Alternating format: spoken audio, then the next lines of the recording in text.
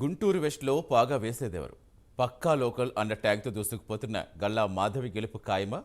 ప్రజాసేవతో గుర్తింపు పొంది టికెట్ దక్కించుకున్న గల్లా మాధవిని ప్రజలు ఏ మేరకు ఆదరిస్తారు?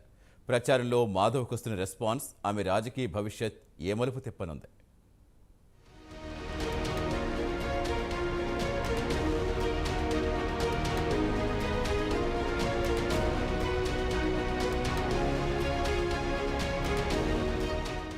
గల్లా మాధవి గుంటూరు నగరంలోనే కాకుండా గుంటూరు చుట్టుపక్కలున్న ఊర్లలో ఈ పేరు తెలియనివారు లేరంటే అతిశయోక్తి కాదు. సేవా కార్యక్రమాలతో ప్రజలకు చేరువైన గల్లా మాధవి గుంటూరు పశ్చిమ నియోజకవర్గ కూటమి అభ్యర్థిగా బరిలో దిగడంతో రాజకీయం ఇక్కడ రసవత్తరంగా మారిపోయింది.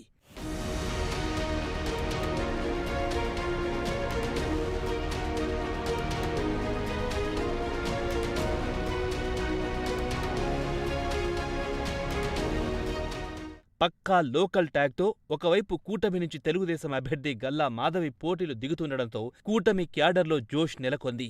యువ నాయకురాలు కావడం, అందరిని కలుపుకునిపోయే తత్వం, అదేవిధంగా సేవా కార్యక్రమాలతో ఇప్పటికే ప్రజలకు చేరువవ్వడం కలిసొచ్చే అంశం. జనసేన, టీడీపీ, బీజేపీ పార్టీల బలాబలాలతో పాటు సొంతంగా అంగబలం, అర్ధబలం ఉండడం గల్లా మాధవికి మరింత ప్లస్ కానుంది.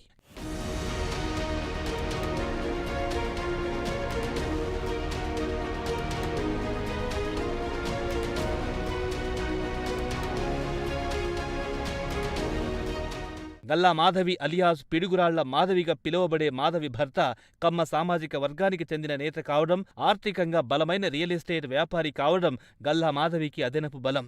ఇంకోవైపు గల్లా మాధవి ఉన్నత విద్యావంతురాలు కావడం, వికాస్ హాస్పిటల్ అధినేతగా సేవా కార్యక్రమాలు చేసి ఉండడం, వ్యక్తిత్వ పరంగా సౌమ్యురాలు కావడం కలిసొచ్చే అంశంగా చెప్పవచ్చు. అన్నింటికి మించి గల్లా మాధవి గుంటూరుకు పక్కా లోకల్ అనే నినాదం బలంగా వినబడుతోంది.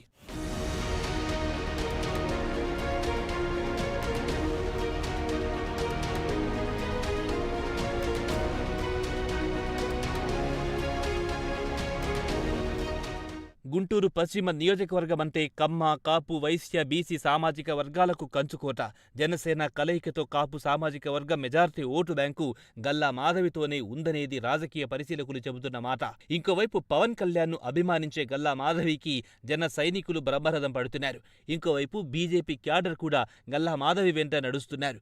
3 పార్టీల కలయిక ఖచ్చితంగా ఇక్కడ కూటమికి 1000 ఏనుగుల బలాన్ని ఇస్తుందని చెప్పడంలో ఎలాంటి అతిశయోక్తి లేదని రాజకీయ పరిశీలకులు చెబుతున్నారు.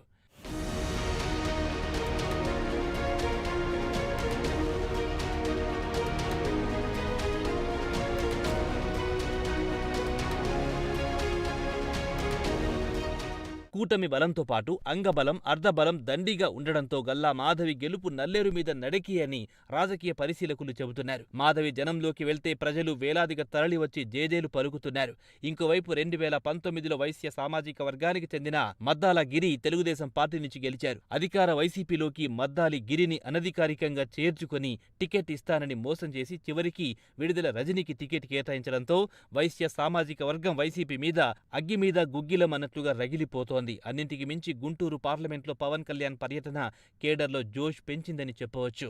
3 పార్టీల బలంతో పాటు సేవా కార్యక్రమాలతో సొంతంగా సంపాదించుకున్న ప్రజాబలం, అలాగే పక్కా లోకల్ అనే ముద్ర గల్లా మాధవి రాజకీయ భవిష్యత్తును ఏ మలుపు తిప్పుతాయో అన్నది వేచి చూడాల్సిందే.